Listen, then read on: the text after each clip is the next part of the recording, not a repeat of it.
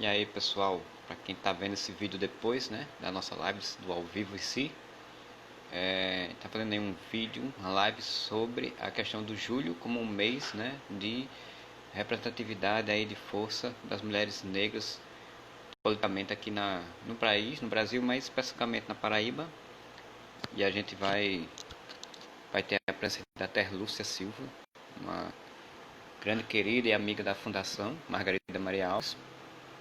E enquanto ela não entra, enquanto o pessoal não está entrando, eu vou falando que a gente tem o nosso site, além do Instagram, a gente tem o site da Fundação Margarida Alves, que é a Fundação Margarida Alves .org.br, que lá a gente tem todas as informações sobre a fundação. A gente também tem nosso Facebook, com as informações também sobre a fundação, e o nosso e-mail, que você encontra também nessas plataformas aí, todas as informações sobre isso.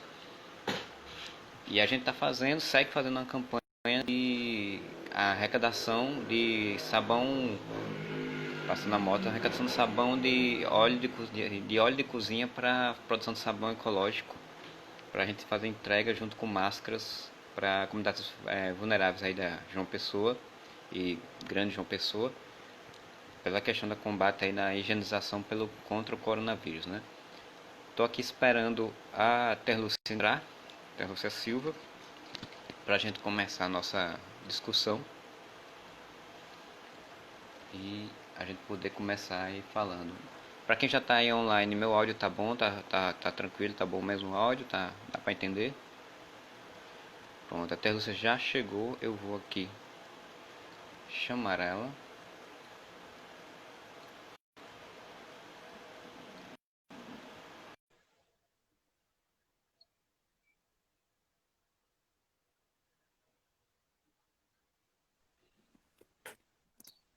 Oi, Olá,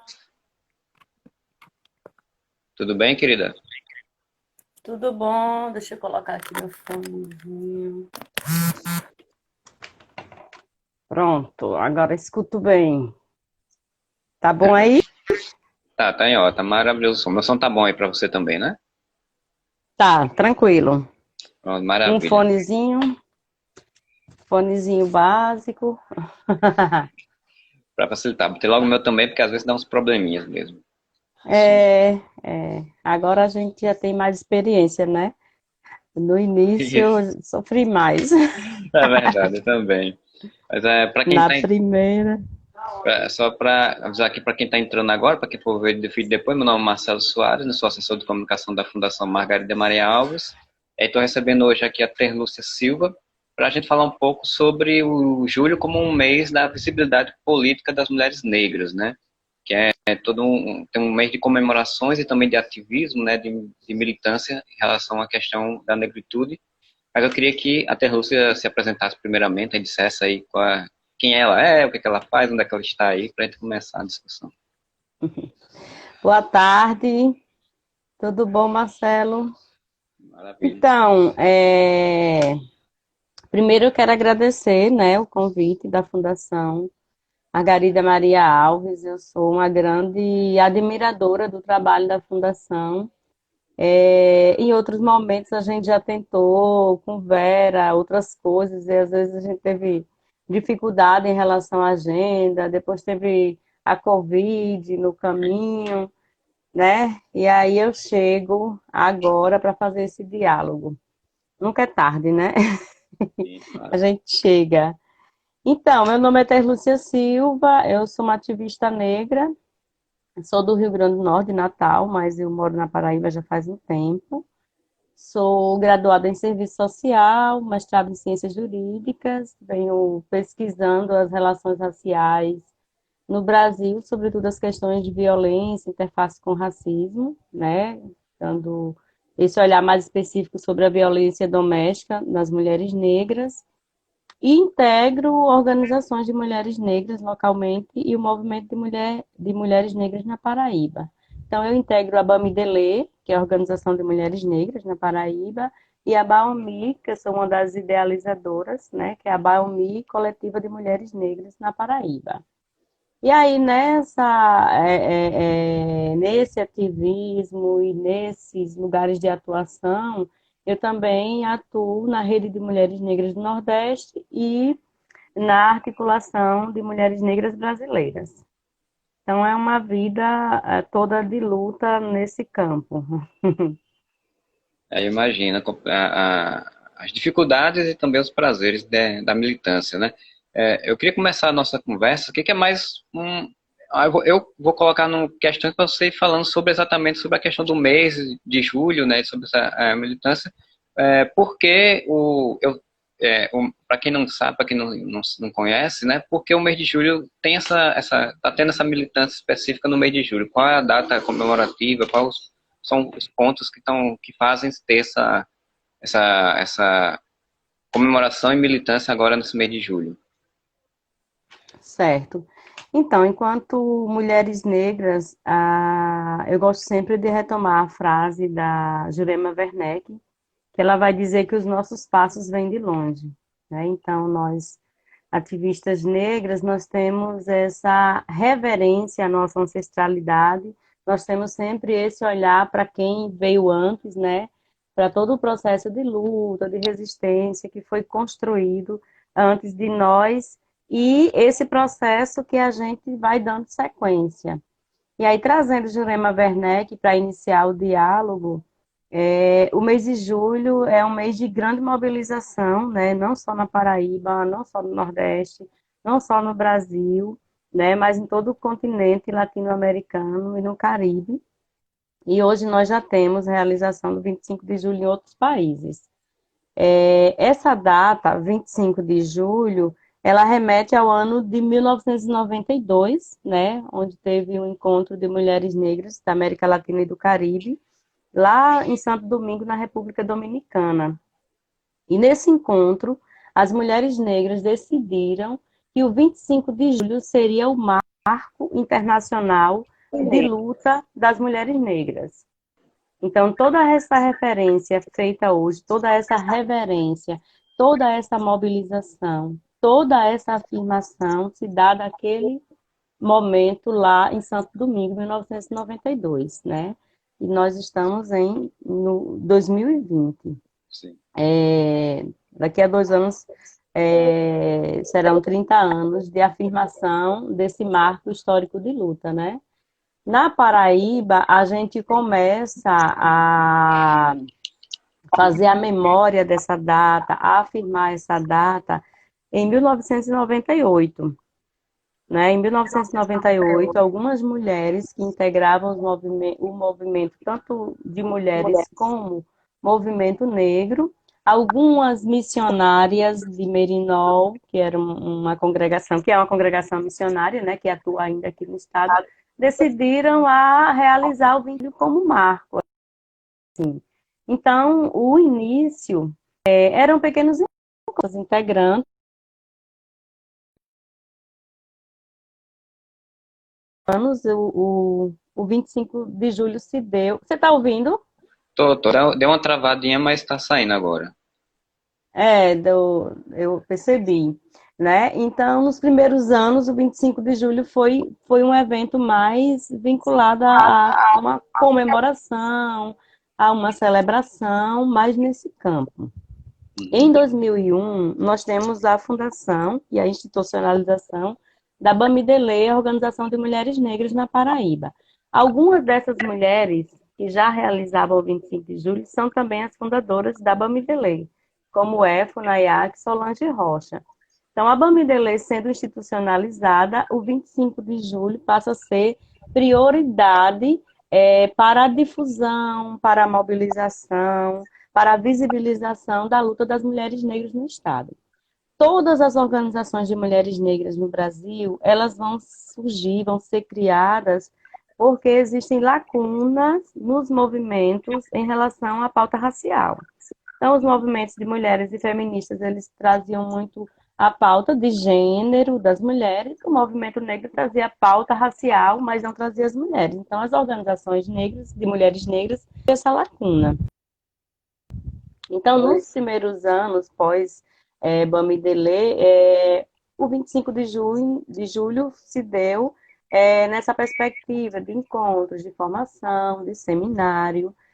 Vale dizer que nunca realizado sozinho, né? A Bamidele sempre realizou em parceria com o movimento negro organizado da Paraíba, com a Rede de Mulheres em Articulação na Paraíba, que existia na época, com a Cunhã, Coletivo Feminista, depois com a AMB, né, a Articulação de Mulheres Negras Brasileiras, e a gente seguiu nesse caminho, sempre com uma intencionalidade política. A gente queria tornar o 25 de julho visível. A gente queria que o 25 de julho entrasse na pauta dos movimentos sociais, não é? A Sim. gente tinha um 8 de março que muitas vezes nós éramos invisibilizadas, mesmo construindo. Então, a gente precisava demarcar esse lugar de luta, né? A importância desse dia, dessa data. E aí, em 2005, pela primeira vez, o 25 de julho vai para a rua, né? Se é daqui de João Pessoa, acredito, mas se não for, conhece a Lagoa. E a Lagoa é o ponto onde circula. Eu acho que a luz ficou. Foi. Não. Né? Então, a Lagoa é esse ponto onde circula muita gente. Nessa primeira ida à rua, foi bem interessante, porque a gente não descola a história do 25, da história da Bamidele e da história do racismo na Paraíba. Uhum. Né? Então, aqui há uma negação muito grande em relação à identidade negra. Né? Então, aqui as pessoas têm muita dificuldade. Hoje a gente está bem melhor, mas antes as pessoas tinham muita dificuldade de se assumir, né? De se identificar, de se autodeclarar. Né? E eu lembro que nessa primeira vez que o 25 de julho foi para a rua, a gente fazia enquetes com as pessoas sobre racismo. E tinha pessoas que corriam, não quero falar disso não. Assim como se fosse um tema muito tabu, né? E a gente colocou tendas e a gente trouxe as mulheres quilombolas, mulheres de terreiro, né? Grupos culturais. Então, foi um evento muito grande e que causou muito, assim, porque era como se fosse um tema tabu. Racismo, problema social, mas sendo visto naquele momento como ainda um tema tabu. Depois disso, a gente continuou, né, realizando o 25 de julho com ações que eu não posso pensar que eu vou conseguir descrever, né? Mas, assim, 2011 a gente tem um lançamento da campanha, na 11ª edição, da campanha de afirmação da identidade negra, Morena não, eu sou negra, moreno não, eu sou negro. Eu lembro dessa. Essa, né, essa campanha foi muito, muito divulgada, inclusive nós estamos indo para a 5ª edição da campanha, e nessa campanha nós tivemos várias pessoas fazendo vídeos e assumindo, né, a negritude, e a gente conseguiu contar com a parceria de Chico César, que fez um vídeo para a gente. E no dia do lançamento nós tivemos Cádia de França. Então, duas referências negras, né, para a gente estiveram conosco nessa campanha. Essa campanha, além de ter tido lançamento, ela também foi veiculada em rádio, em TV, e ela assim ganhou o Brasil e até o mundo. Então, assim, muitos livros didáticos solicitaram para trabalhar a campanha nas escolas, né? Colocar como conteúdo da campanha, não só daqui, mas em algumas secretarias de educação de vários municípios estadual do Brasil. Então, várias pessoas fizeram vídeos, ainda usava muito mais o YouTube, né? E faziam vídeos, e muitas pessoas começaram a usar esse slogan. E no ano seguinte, a gente teve o censo 2010, que a gente fez a segunda versão da campanha, colocando no censo 2010, afirme sua negritude, né? Para as pessoas marcarem preto ou pardo.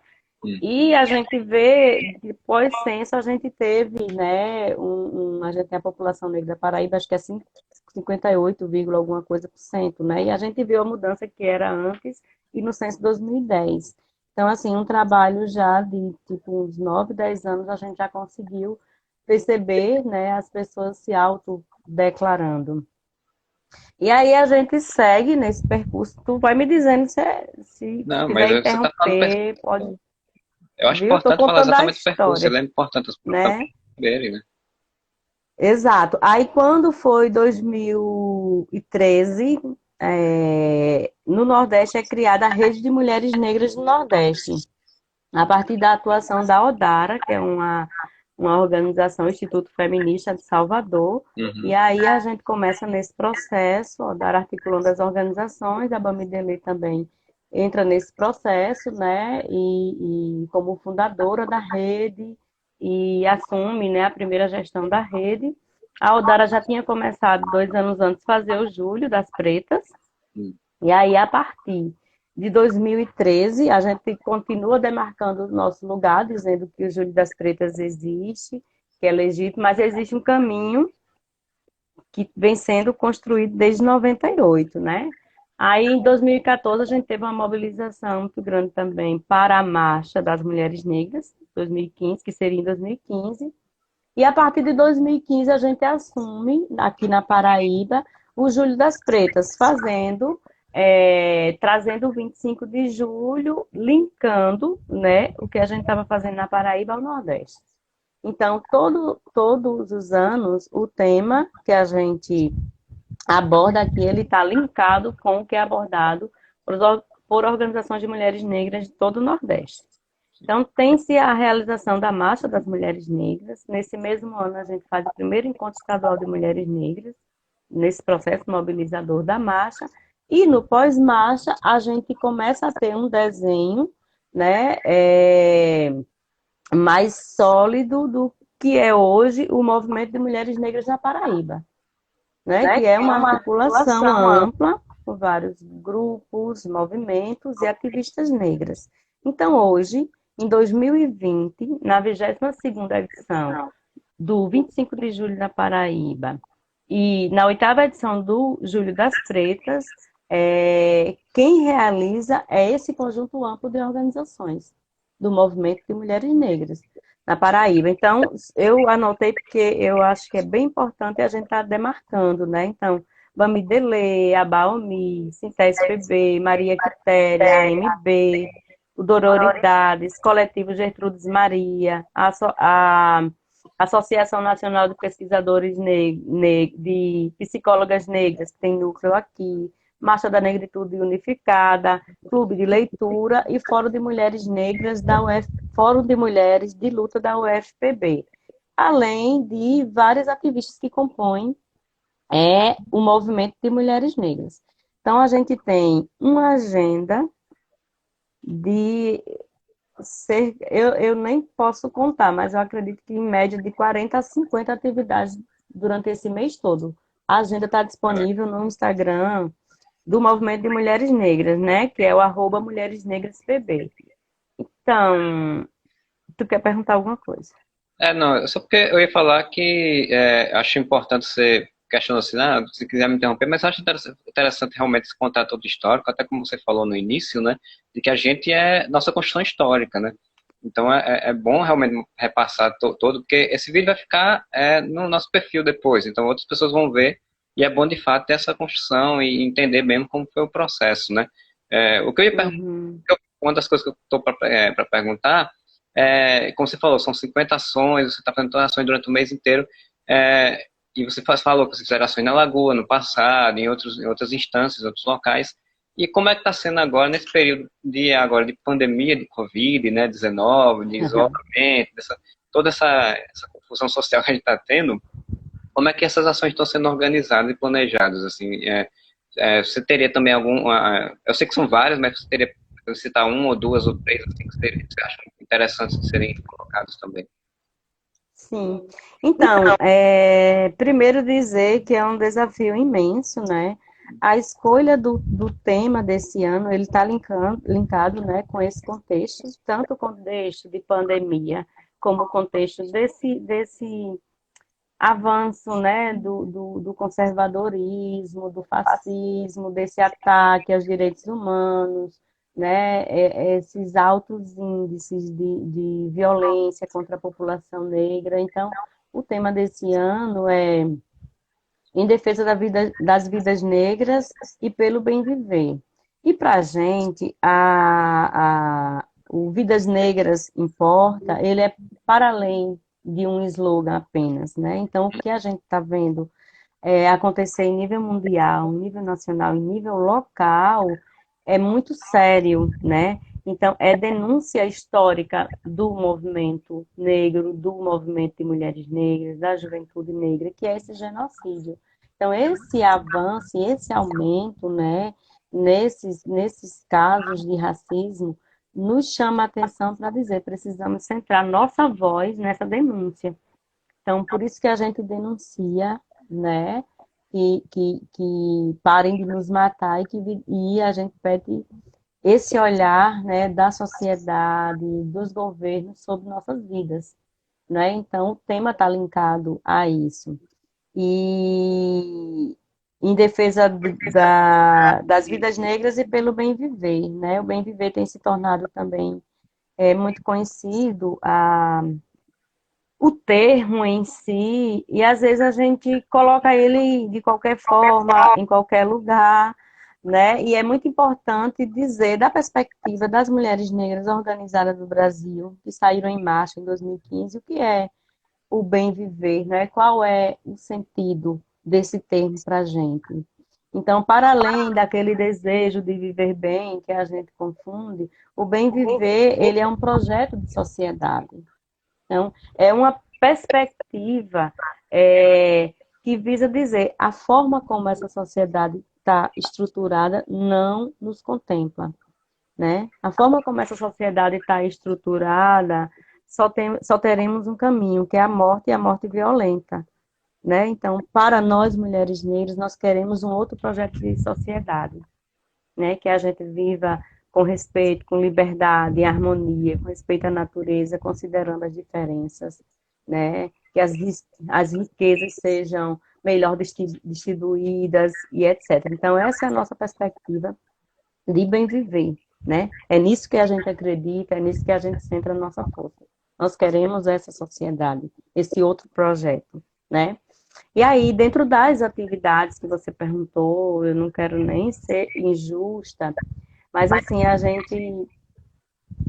quando a gente reuniu para pensar esse ano, né, que seria desafiador, a gente pensou como é que a gente inclui as mulheres negras para além de nós, né, que temos acesso às mídias sociais, que temos internet em casa, né, podemos fazer tudo na plataforma, e etc, etc.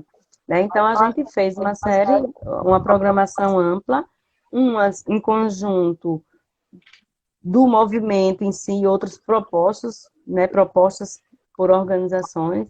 A gente tem ciclos de debates. Ontem teve uma roda de diálogo maravilhosa com as mulheres quilombolas, mulheres marisqueiras. Então, a gente está conseguindo envolver essas mulheres nesse processo.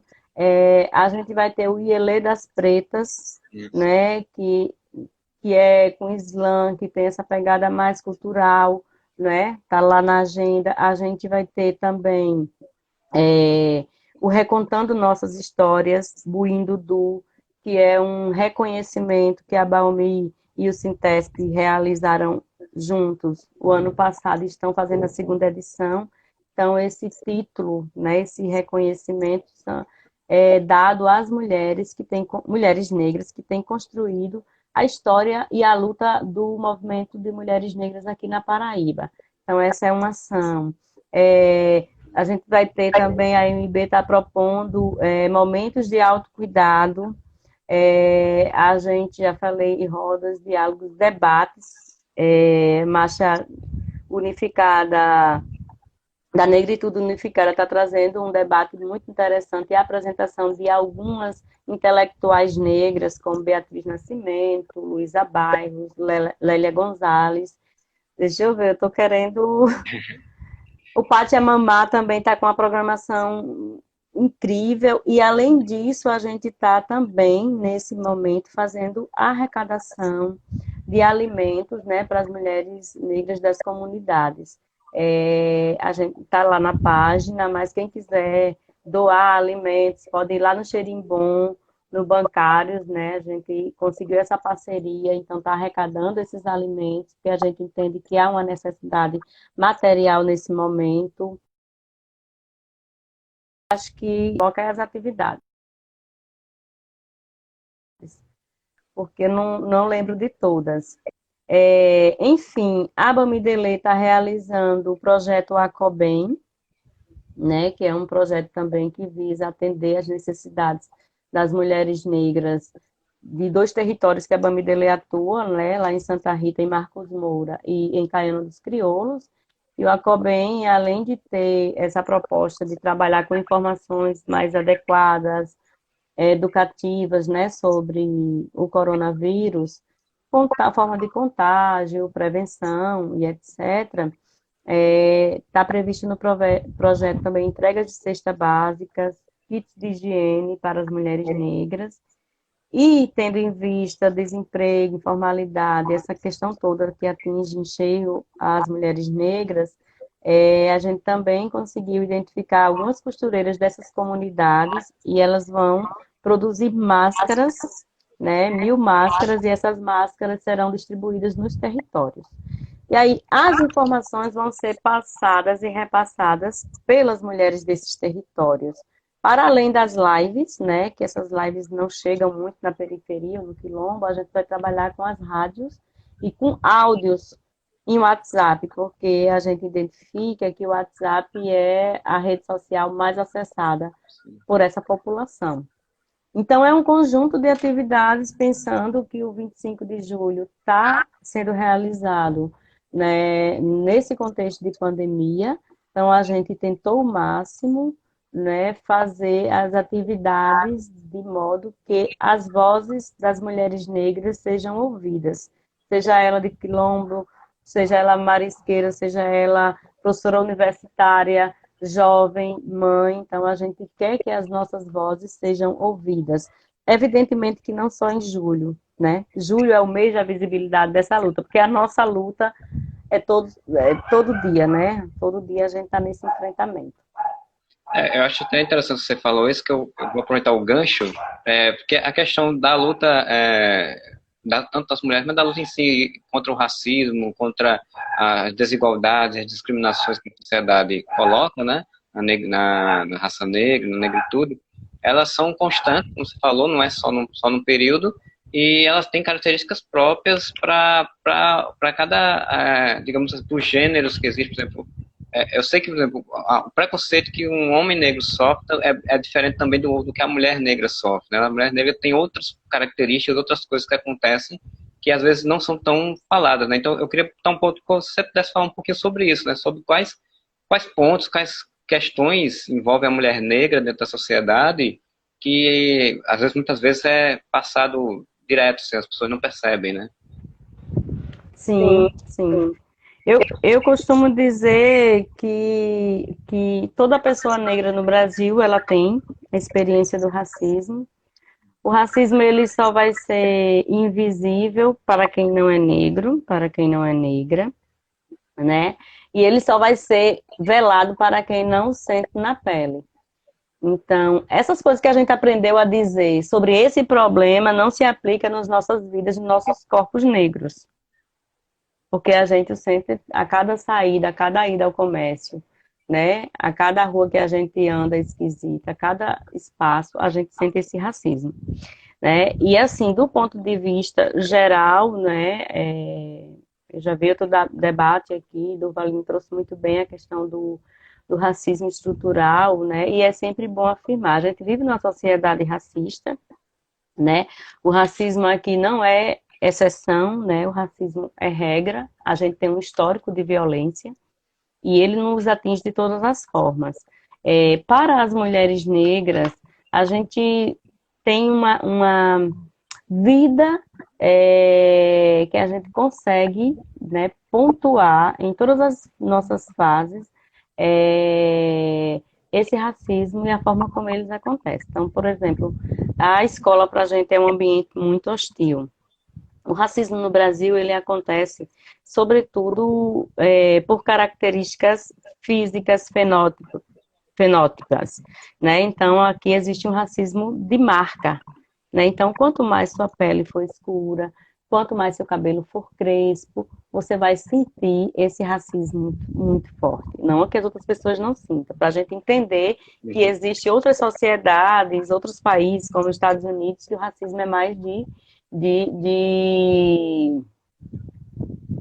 esqueci o nome, Né? de descendência, né? Então, Basta você ter um parente no passado, um avô, uma avó, na sua genealogia, logo você já sofre o racismo, né? Então, essa sociedade que teve mais segregação. Aqui parece que não existe racismo porque a gente não teve esses processos de segregação, entre aspas, né? Porque a favela é o espaço de segregação para a gente, né? O presídio é o espaço dessa segregação. Então, aqui, esse racismo acontece dessa forma, né? A partir da marca. E aí, para nós mulheres negras, a gente experimenta esse racismo no nosso corpo desde sempre. Então, a questão do cabelo, né, que a gente chama a violência simbólica, o racismo simbólico, esse que nos impede até de continuar na escola, né? Muitas mulheres negras vão ter a experiência de ter seu cabelo alisado muito cedo, de ter o cabelo raspado, né, de usar lenço, de esconder essa marca, né, que te coloca nesse lugar de ser negra. Então, isso é muito forte. A gente tem essa experiência. A gente tem uma experiência muito forte que é no campo da sexualidade, que é a questão do imaginário, né, sobre nós mulheres negras. Então, sobre nós recai um imaginário perverso, né, de hipersexualização, por exemplo. Então, os nossos corpos são vistos como corpos que podem ser violentados sexualmente. Por isso que as mulheres negras têm 3 vezes mais probabilidade de serem estupradas do que as mulheres brancas, né? Por exemplo, nós temos também esse imaginário de que a mulher negra só pode estar em determinado lugar. Ou ela é trabalhadora braçal, né? Que é a referência da Casa Grande da Senzala, ou ela é cuidadora, ou ela serve para trabalhar nas profissões sexuais, que aí não tem nada a ver, não é legítima. Mas esse é o imaginário. Então, isso tudo faz com que nós soframos muitas violências. Então, não nos olham com o olhar de, por exemplo, de intelectuais. Então, para uma mulher negra que é da academia, em qualquer espaço que ela chega, ela vai ser vista como uma mulher negra. Como aquele corpo negro que socialmente é posto nesse lugar. Entende? Então, a gente precisa se provar, tá provando que sabe, que é real, que aquele currículo é seu, que você dá conta daquela função, que você tá ali, que você tem intelecto, né? E não só físico. E aí, tudo isso, esse imaginário para dizer o quê? Que a gente tem vários indicadores que nos colocam num lugar de muita vulnerabilidade, né? Então a gente morre mais, a gente sofre mais com a violência doméstica, né? A gente sofre mais com o racismo obstétrico, né? Na hora de parir, por exemplo, né? Essa coisa do estupro que eu já falei. E sem falar nessa questão da nossa voz, que ela não é ouvida. E isso cabe nos atendimentos em vários serviços, né? Porque no Brasil tem o racismo institucional, então é como se a gente não tivesse direito a acessar, por exemplo, a informação de qualidade. Então, por isso que a pauta das mulheres negras sempre é contra o racismo e a violência. E quando a gente fala de violência, a gente coloca esse conjunto de coisas que nos atinge cotidianamente. Então, seriam pautas que para a gente é muito crucial, assim, que diz respeito à nossa vida. Eu queria te perguntar também a questão de como é que você e o movimento, né, de mulheres negras na Paraíba e tal, como é que ela vê a situação da mulher negra atualmente na Paraíba, né? Assim, nós tivemos, sei lá, leis que tentam dar um pouco mais de estrutura para as lutas, para um rescaldo ali para as pessoas se protegerem, né? Mas mesmo a gente sabe que não nem sempre funciona, né? E aqui na Paraíba, como é que vocês analisam a situação em termos da negritude da mulher negra no estado? Olha, acho que a gente tem esse olhar nosso, ele vai ser um olhar muito geral, assim. Uhum. Por exemplo, uma situação de uma mulher negra que ela não vai ser diferente de outros, porque a gente vive nessa sociedade. Entende? Então, a gente consegue visualizar avanços aqui, né? A gente consegue dar passos ali do ponto de vista das políticas e etc. Mas, no geral, a condição social das mulheres negras, ela é muito similar no Brasil todo. A gente não tem experiências, porque essa sociedade, ela é racista. Então, todos os indicadores sociais nos mostram isso. Então, tipo, você não tem como fazer essa análise recortada, entende? Porque é um problema tão macro, é um problema macro, porque a sociedade em geral, que é uma dimensão do racismo, né? A sociedade em geral naturaliza, né? Qualquer ocorrência sobre os nossos corpos. Então, quando você tem aquela imagem de George Floyd, né? Com o policial, né, asfixiando ele. Quando você tem a imagem do menino Miguel, né, é a mesma relação. Quando você tem um João Pedro, uma Cláudia, uma Ana Sofia, que foi uma mulher trans, que foi morta aqui numa praça, acho que foi nos funcionários. Então você vai ver que é aqui nos Estados Unidos. Então esse é o racismo. Né? Então, assim, essa naturalização que eu trago é que a gente, a partir da entrevista da mulher no Fantástico, no outro dia uma mulher já me disse, mas agora ela já disse que não tinha culpa, não. Então, aquela imagem construída daquela mulher branca, de camiseta branca, simples, de calça jeans. Então, a palavra dela importa. Ela falou no Fantástico que ela não tem culpa, pronto. Essa é a verdade. Se fosse Mirtes, né, que é a mãe do Miguel, tivesse feito, ou se não tivesse feito, a voz dela não ia ser ouvida. Então, entende como o racismo ele está posto nessa sociedade, né? Está posto dessa forma. Ele é tão naturalizado que a gente não consegue perceber. E ele é tão dinâmico que se você fizer uma pesquisa no Google e colocar casos de racismo com criança, você vai ver que tem casos de racismo em creches. Creche. Sim. Qual a idade de criança que está em creche? Tem casos de racismo em creche. Aí você coloca casos de racismo em igreja, caso na igreja, no futebol. Se você colocar em universidade, ele está em todos os lugares. Né? Por isso que esse grito, para a gente, ele é fundamental. Né? Então, toda essa comoção, né, que ocorre quando tem um caso mais emblemático, ela não perdura.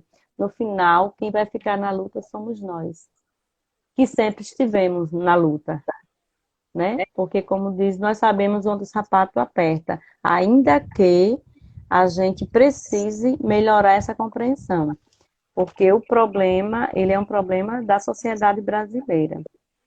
Então, a partir do momento que você tem uma sociedade violenta, as pessoas negras vão morrer, mas as pessoas brancas também são atingidas, são impactadas de alguma forma, não é isso? Então, a gente precisa ampliar também essa compreensão. Porque eu sempre digo assim, pode falar. É só que eu ia colocar, porque a gente está falando a questão de violência, a gente da Fundação, a gente está sempre pensando em fazer projetos, organizando atividades para projetos, a gente está fazendo uma pesquisa um tempo desse, inclusive, sobre o mapa da violência no Brasil e por regiões. Eu fiz essa pergunta muito por isso, porque no mapa da violência a gente via muito como a mulher negra ela tinha um aumento da violência ao longo dos anos, né? Em relação a ela, né? Assim, ela sofria muito mais violência do que a mulher branca ou do que o próprio homem negro, né? Ao longo do tempo, né? E aí, como você também falou sobre a questão que você estudou sobre a questão da violência doméstica, né? Aí eu queria que você pudesse falar um pouquinho sobre esse processo, né? Como falar, não sei se você tem, assim, eu fiz minha dissertação de mestrado, eu terminei passando um tempo que eu não queria mais falar sobre, mas se você falasse um pouquinho também sobre esse seu trabalho acadêmico, de estudo, sobre a questão da violência doméstica, enfim. Então, sobre esses dados que você traz do mapa é real, né? Já faz muitos anos que as mulheres negras, elas figuram, né, como as mais atingidas, que é isso que eu falei, né?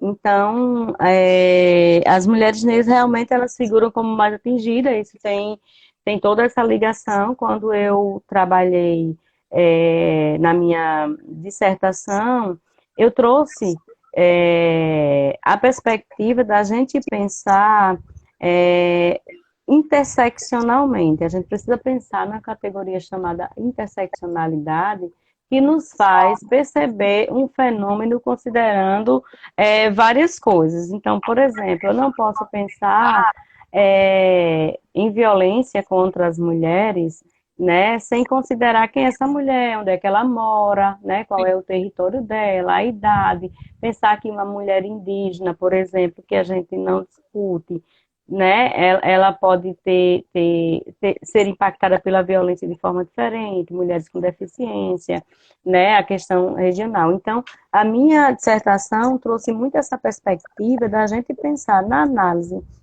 do problema da violência doméstica, trazer essa dimensão. Quando a gente fala só de gênero, né?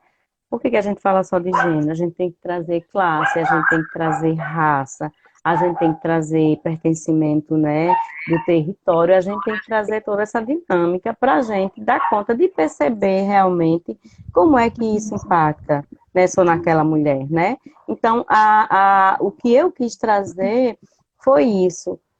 Vamos ver o problema a partir de um olhar mais ampliado, né? O machismo está aí, o racismo está aí, o capitalismo está aí. A gente não pode descolar o problema da questão capitalista, então a gente precisa analisar o problema nessa perspectiva também. Por isso que é importante a gente tomar e retomar sempre essa dimensão. Então, realmente, numa sociedade racista, a pessoa negra e as mulheres negras vão se encontrar num lugar para onde vão convergir diversas opressões, né? A de gênero, de classe, a de raça. Então, ela estando nesse lugar, ela está mais vulnerável. Por isso que quando você traz o mapa, você diz, a gente estudando viu que o mapa. Exatamente, porque as mulheres negras se encontram nesse lugar. Isso aqui que nós temos hoje é de agora? Não. A gente tem um passado de muita violência, né? A gente tem uma história, né? Que para a gente custa muito, que é essa coisa de todo o processo de escravização, escravidão no Brasil, né? Essa forma como a sociedade brasileira ela foi construída, né? Com três povos, né? Mas a gente tinha o grupo branco que sequestrou os negros na África, que chegou aqui, tentou matar os índios, então nunca pode ser tratado como relações harmoniosas, né? Então esse resquício da violência e até como um todo no Brasil diz muito desse lugar. Essa construção, né, do Brasil, né, desde a colônia, nessa forma, ela está presente nas relações sociais, né? Então, todas as violências vão ter resquício e vinculação com essa história, né? Então, a gente precisa olhar o problema e os problemas dessa perspectiva. Por isso que na agenda, né, nos nossos debates, em várias atividades da própria agenda do 25 de julho desse ano, a gente está sempre trazendo essa dimensão, né, de pensar essa sociedade, de repensar e de compreender essa sociedade, porque a gente não tem compreensão. A história e cultura brasileira não é ensinada nas salas de aula. É verdade. Eu estava falando esses dias na aula para a professora que uma vez a gente foi fazer uma oficina na escola no projeto da Bamidelê e a professora ficou bem chocada quando ela descobriu que o Machado de Assis era negro, né? Então, por que isso? Porque a gente não vê nossa história Porque sendo contada. presumir que não era, né? Presumir que era Como branco. é? Porque, Não, se tem nome, se está sendo estudado, logo é branco. É igual você pedir para qualquer grupo, a gente que trabalha com grupo, você contar uma história e pedir a caracterização. Você diz, entrei não sei o que, encontrei um médico, falei com ele, depois saí, tinha uma menina que estava fazendo as unhas de não sei o que. Quando você fala uma história, depois você vai construir a caracterização, o médico vai ser a pessoa branca, a manicure vai ser a pessoa preta, a atendente. Então, isso está muito posto na sociedade. Aí é a história da naturalização, né? Sim. Como o racismo, ele se naturaliza que a gente vai na- naturalizando o lugar, né? O lugar de branco, o lugar de negro. Um dia eu fui dar uma entrevista numa emissora aqui, era uma entrevista até ao vivo. E quando eu cheguei com outra amiga negra, eu sempre conto essa história para a gente pensar o lugar que nos colocaram, né? E o lugar que não é nosso. Mas numa sociedade racista a gente precisa compreender. E quando eu cheguei, o rapaz da recepção, eu perguntei, né? Disse que estava vindo, que ia dar uma entrevista. Aí ele perguntou: vocês vão para o programa de cozinha, é? Aí veja bem, o que fez aquele rapaz, que também era negro, fazer essa indagação, né? Se não racismo, né, estrutural, que é naturalizado, né, na nossa sociedade. Porque o lugar de negro, que foi dito para a gente, é a cozinha, Sim. né?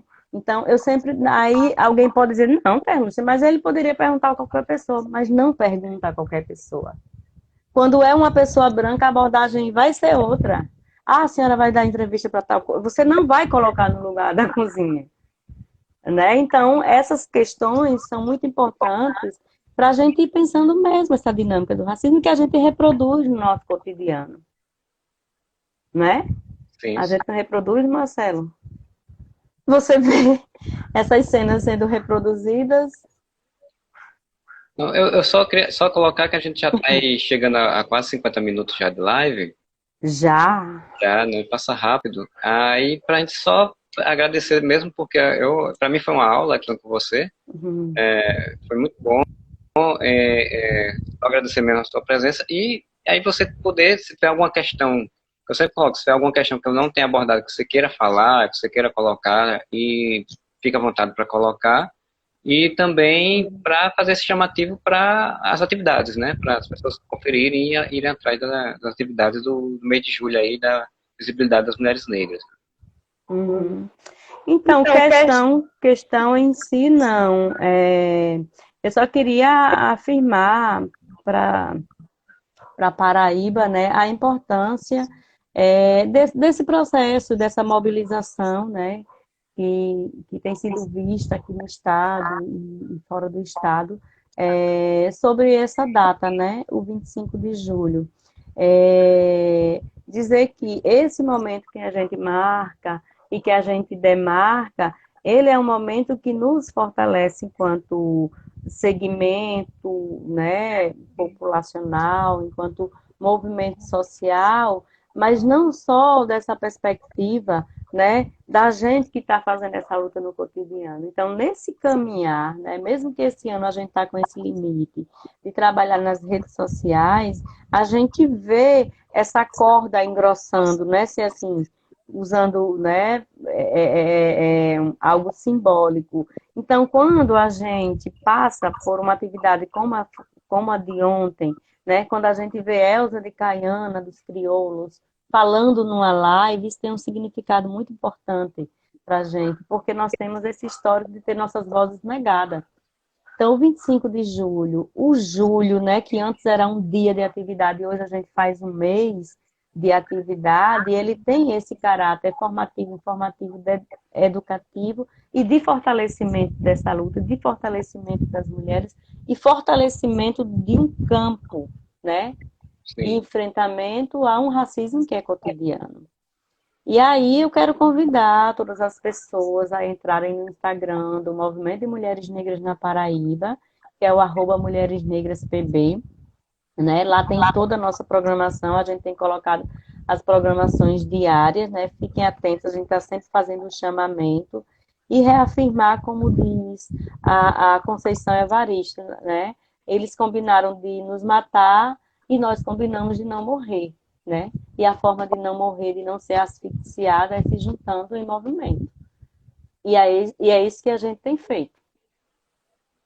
Ah, maravilha. Muito obrigado mesmo, Terlúcia. É um prazer ter você aqui na nossas lives aqui. Espero que você tenha curtido também e que a gente volte em outros momentos também, principalmente quando passar toda essa questão de pandemia, a gente pudesse encontrar pessoalmente, discutir pessoalmente em outros eventos da Fundação também. Eu que agradeço a todas as pessoas que estão aqui, que eu estou vendo, Penha, Clarissa, eu perdi umas, a Mana está aqui, Duva, Alice, tem um monte de gente boa do movimento. Mas é isso. A gratidão é minha e que a gente possa somar, né, em defesa dos direitos humanos, né, e pelo fim desse racismo que é perverso. Obrigada. Todo mundo junto para chegarmos lá. De nada. Até mais, querida. Até mais. Obrigada. Tchau.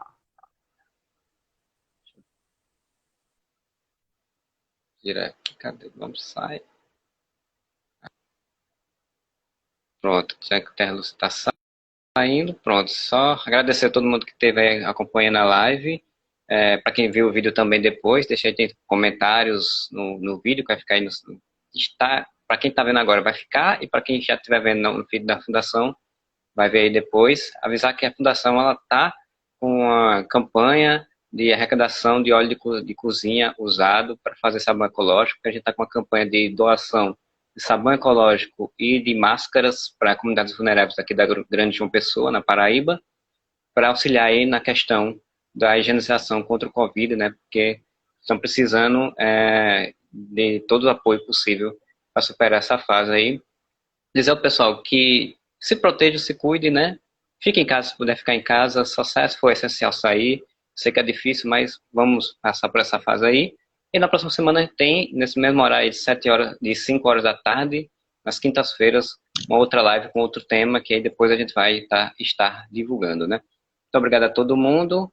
Até mais. Bom final de semana para todos.